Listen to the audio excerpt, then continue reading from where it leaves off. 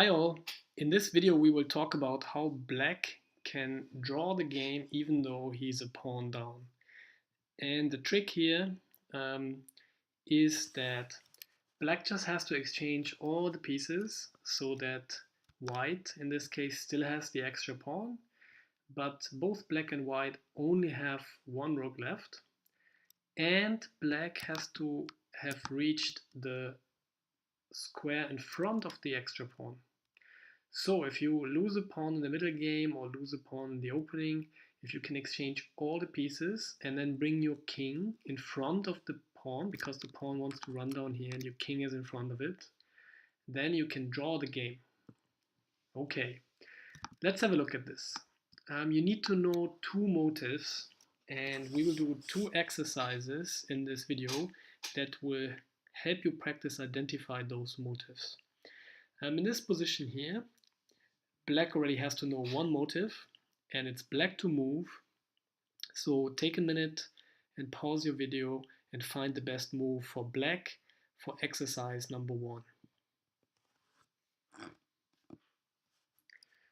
Okay, black has to move the rook to g6, and the motive is cutting the white king off on the 6th rank. Okay, so what would happen if black did not do this? Let's say black would move the rook here. Then white's king can actually step forward, and if the black rook goes here to check the king, white can move and take shelter behind this pawn. So if black now moves and wants to check the king, the white pawn is actually giving shelter to the white king, and black cannot give this check.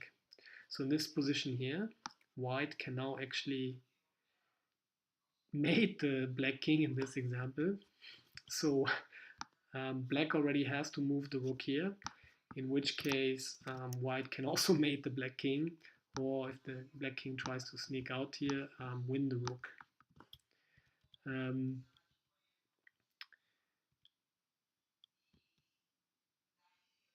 Or white has to move out of here so that this is not a mating threat anymore. And if now, white can actually check the king, and the only square the king can go to is here. And now white has actually taken this valuable resource away from the black king. The black king is not here anymore, but the black king has been chased away, and white has won the square in front of the pawn. And now this is another position, it's called Lucina position, and white can actually win this position now because the black king has been chased away. Okay, so that's why in this position here, it's important to move the rook here and cut the white king off on the 6th rank. Otherwise, white can win the game with the technique that I've just shown. On the other hand, if black cuts off the white king, white cannot do much here. Let's say the king moves here. What is black now to do? Black just stays on the 6th rank. Can move here, can move here, can move anywhere. Stays on the 6th rank. Let's say the rook stays here. And now white tries a trick. White tries to take this square here away from the rook, or maybe even approach the rook and try to catch it, but black can just go to the other side. And if the white king moves around, black just hangs around here. And if the white king comes around, whoop, black just goes to the other side. Okay, so that doesn't work. What other tricks can white try here? White can maybe try to exchange the two rooks. Okay, so white could move here with the plan of exchanging the rooks. And so black stays on the 6th rank, and now white offers to exchange the rooks. Actually, black doesn't have to be afraid of this at all. It's actually good for black because it further simplifies the game. If white offers to exchange the rooks, to take this rook off the 6th rank, black can just take it, and now black has king e7, and there's another elementary endgame which says that the white king has to get into those key squares in front of the pawn in order to convert this into a win. And because black can move if the exchange happens here on this square, black can move to e7, white cannot get access to these squares. In fact, white has to move already closer to the pawn here, so that black cannot go here and win the pawn. And at this moment, black can just take the opposition here and hang around, and white cannot do much. Black always takes the opposition in front of the king, and when the pawn moves forward, black does the same thing, and we get to this basic position, which is another position. If the white king moves around here, black just hangs around in front of the pawn and moves back and forth in front of the pawn. And whenever the white king moves forward, we take the opposition. And at this point, the white king can only move backwards or push the pawn. At this point, we move in front of the pawn. And if the white king steps away, we win the pawn. And the only square that white king can go to not to lose the pawn is not here, because the black king controls the square. It's only here, and it's a stalemate, and it's a draw. So that's why if white offers to exchange the rooks here, we can happily take it and just transpose into this drawn endgame. Okay, and what if white exchanges the rook on another square? Let's have a look. In this example here, white is exchanging the rook on this square here.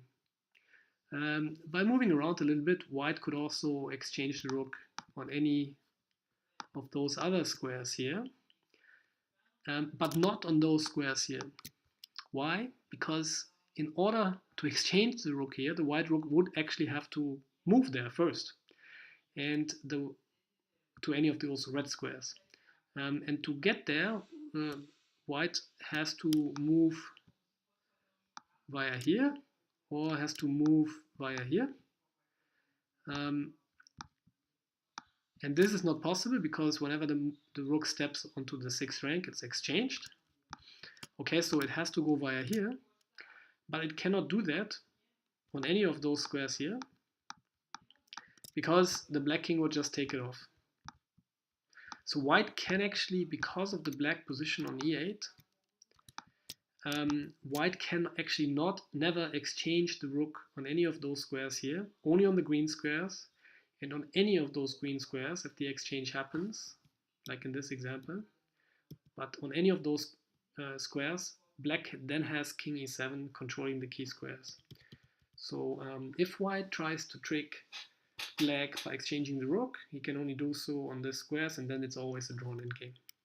Okay, so the rook steps onto this 6th rank and cuts off the king, and white has two tricks: running towards the rook, which we have seen doesn't work because the rook just swings to the other side, and exchanging the rook, but we have seen this also doesn't work because it can only happen on those squares that we had in green, which if the rook is exchanged there, leads to a drawn ending. Okay, so white can basically not do anything. The only thing that white can do now, or at any other point, maybe white will move around a little bit, but at some point white has to advance the pawn. This is the only thing that is left, basically. All the other things don't work. Okay, at this point the second motive comes in. Once the pawn steps on the 6th rank, remember, your king is still in front of the pawn. This is the most important resource here to draw. Once the pawn is on the 6th rank, now black has to find a second motive. And pause your video now for exercise number 2. What is the best move here for black? Okay, the best move for black here is to move the rook all the way back to the 1st rank. And what is the motive here? The motive is that whatever white does now, let's say white moves the king here, the black rook just gives a check. So now, wherever the white king moves, the black rook just gives checks. And that's it. The game is drawn now, because forever black is going to give those checks. And whenever the king is in check, it has to move. And if it moves too far away, black can actually win this pawn. The white king is too far away. So white could maybe still try to cover this pawn. But then black just wins it and it's a draw. Okay. So as black gives these checks, white cannot move out of this area here around the pawn. White can just not move out. This is like a cage. So if black gives these checks here, and white tries to move out of this cage, black always threatens this pawn again, and white has to go back and cover it. Okay. Yeah, and there's no other tricks because black just continues giving the checks, and you know, because white is in check, black cannot even move the rook in between here. Yeah. Let's just imagine for a second that this rook would be not here, but it would be somewhere here. Let's say the rook would be here and could move as black gives this check and could move in between here. Then again, we can exchange the rooks and the king just moves here and draws the game. So in this particular position here, white cannot move the rook in between. And even if he could, we would just exchange again and basically have this basic drawn pawn endgame again. So that's the way how black can draw in a position like this. We move all the way back. In a position like this, black can always draw, even though white has an extra pawn. And to do that, black has to cut the king off the 6th rank. And as soon as soon as the pawn steps forward on the 6th rank, once the pawn is on the 6th rank, then we drop back, and there's no way of escaping these checks. And the reason is that the white king cannot take shelter behind the white rook anymore. As black gives these checks, white would love to hide behind the pawn, but that's not possible because the black king is here and denies access to all of those squares. So the white king is forever stuck to running and being checked again.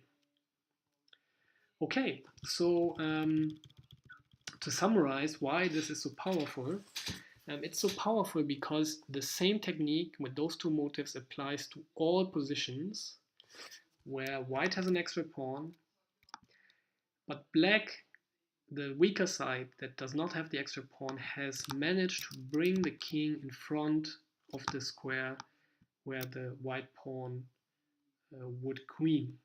And this actually happens quite often because normally the white pieces start here and the black pieces start here. And let's say, okay, sorry for all these errors here, but typically the white pawn starts. The white pawn starts here and has to move all the way to the end of the board, and the black king doesn't have to move. Actually, the black king here is in its initial starting position. So in many cases, the black king is able to be in the way of the pawn. So if ever in the opening or in the middle game you are pawn down, if you manage to basically keep your king around on this side and not being tricked to kind of not being tricked to somehow walk away as we've seen earlier, but if you manage to keep your king put here in front of the pawn and you are able to exchange down all the pieces so that there are only those two rooks left, then you will be able to draw the game. And that's pretty cool to know and of very high practical relevance because it happens often that you are pawn down, you didn't play the middle game or the opening so well. But if you're able to exchange down to this position, you can still draw the game. And the second reason that's related to that, why this position is so important, often you have rook endgames with more than one pawn and rooks, maybe one rook on each side and a few pawns on each side. And those endgames often are drawn, and they are also drawn if the other side has an extra pawn. Basically, if you are able to exchange some pawns so that in the end white only has one more pawn, then very often you can also have this position here where you can draw. So also in a more complicated rook endgame, you are able to evaluate quickly if you exchange some pawns, if the endgame will be drawn. It basically will almost always be drawn if you can manage to bring your king in front of the last standing extra pawn of the opponent.